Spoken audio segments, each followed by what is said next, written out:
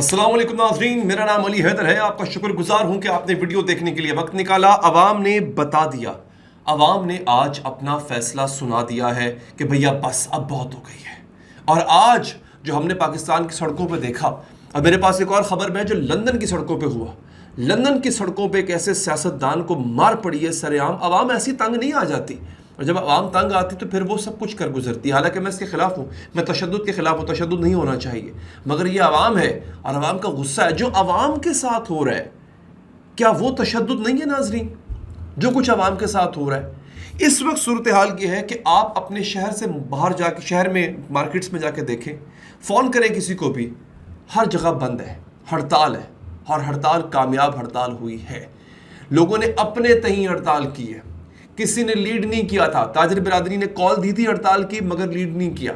और ताज़ा खबर यह है कि पाकिस्तान भर में सारिफीन ने 50% सारिफीन, बिजली के सारिफीन ऐसे हैं जिन्होंने बिजली का बिल अदा नहीं किया। उन्होंने बॉयकॉट किया है।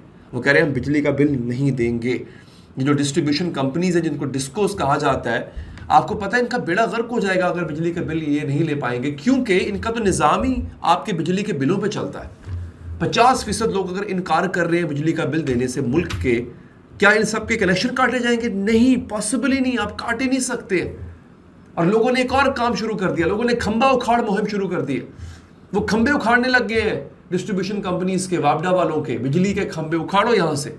और अगर उनकी ज़मीनों से खंबे गुजर रहे हैं तो कह रहे हैं हमें किराया दो उस खंबे का जो गुजर रहा है, जो ट्रांसमिशन लाइन वहाँ से गुजर रही है, वो किराया मांग रहे हैं। लोगों में शऊर भी है, लोगों में एहतजाज करने का भी उनको सलीका और तरीका जो है वो लोगों को आ चुका हुआ है। और अभी की ताज़ा खबर जो मैं आपको देने जा रहा हूँ नाज़रीन, वो ये है कि इन्होंने आपके एहतजाज से एक दिन पहले, अब आपका एहतजाज रंग लाएगा, इंशाल्लाह लाएगा, ये अपने घुटनों पर आएंगे सब, लेकिन आपके मैं तशद्दुद को मैं सपोर्ट नहीं करता हूँ। मैं दोबारा कह रहा हूँ, ये सिद्दीक जान साहब की स्टोरी है जो मैं आपको देने जा रहा हूँ नाज़रीन। इन्होंने एक नया बहरान जो जन्म ले चुका हुआ है नाज़रीन, वो इस वक्त ये है कि चीनी आपको नहीं मिलेगी।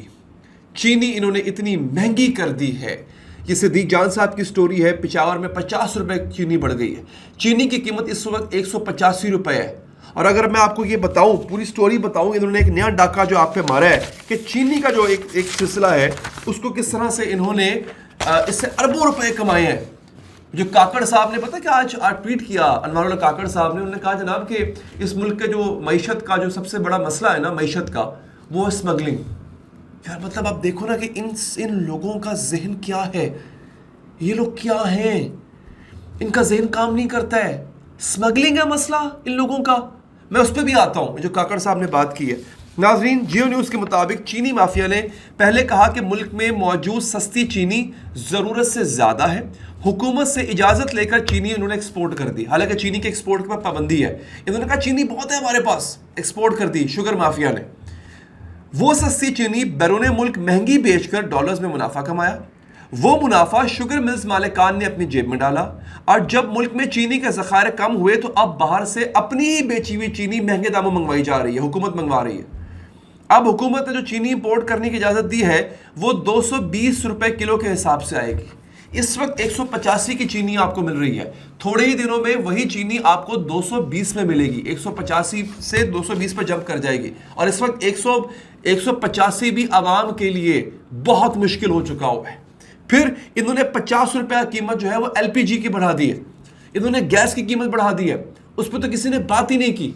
पूरे मीडिया को कहा गया था कि आज आपने कुछ कवर नहीं करना। आपको पता है, thanks to this social media, thanks to this YouTube और फेसबुक, यही लोग बता रहे हैं आपको कि हो क्या रहा है। अदरवाइज पूरे मेन स्ट्रीम मीडिया पे इस वक्त या मैच दिखाया जा रहा है या फिर अल्ले तल्ले की बातें दिखाई जा रही हैं, एहतजाज नहीं दिखाया जा रहा। बाकायदा तौर पे ये ऑर्डर्स हैं जनाब। इस वक्त मेरे सामने कुछ चीज़ें हैं, मैं आपको बताता हूँ, आप दंग रह जाएंगे और आपके कहते हैं ना कि इंसान के होश ठिकाने आ जाएंगे कि यार ये हो क्या रहा है हमारे साथ। अच्छा जनाब, ये LPG के ज़रा सुन लें, इन्होंने LPG के साथ क्या किया है। सिद्दीक जान साहब ने लिखा, पेट्रोल और बिजली के बाद LPG की कीमतों में भी बड़ा इजाफा।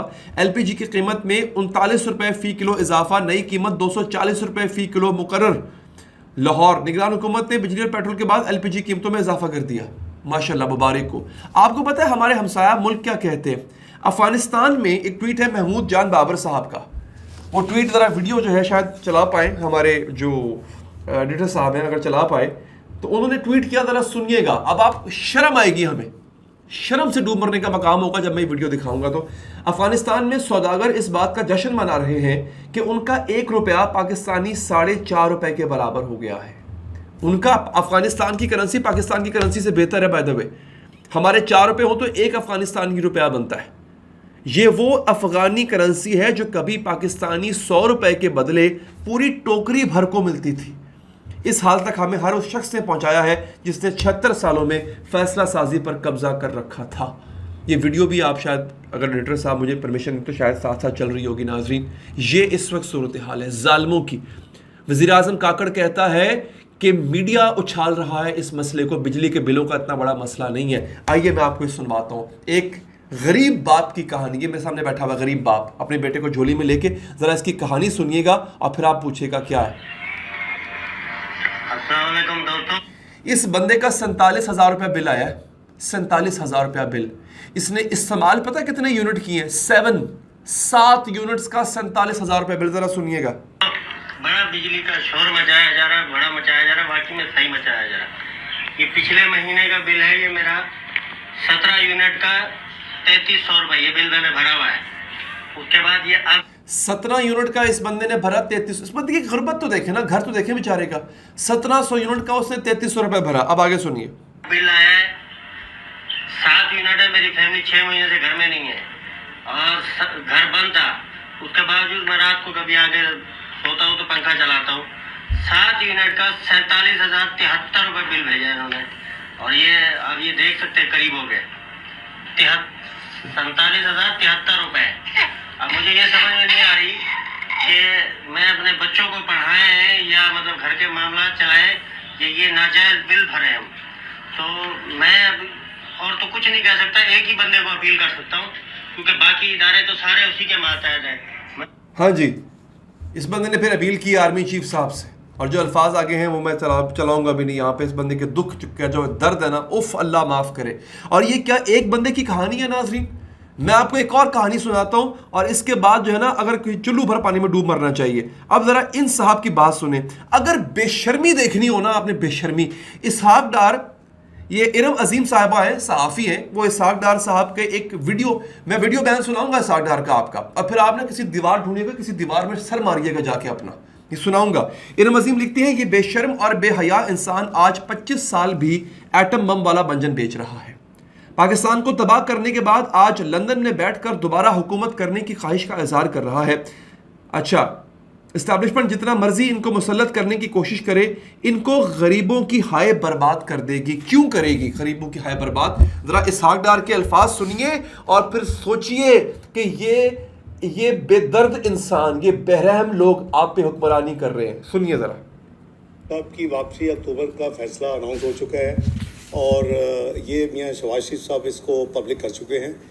मियाँ नवाज शरीफ साहब की उसमें ब्लेसिंग है और उनकी इजाज़त से आज भी बात हुई है। इंशाअल्लाह अक्टूबर में वो पाकिस्तान जाएंगे इंशाअल्लाह।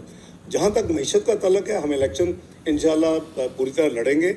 इलेक्शन में अल्लाह ताला हमें मौका देंगे और हम मईशत को, हमारी एक ट्रैक रिकॉर्ड है। हमने इस मुल्क को जब एटमी कुव्वत बनाया तो कोई ये नहीं था कि हमें कोई मुबारक की तारें आएंगी और हमें वो कोई गिफ्ट्स आएंगे पाकिस्तान को बिलियंस ऑफ डॉलर्स के।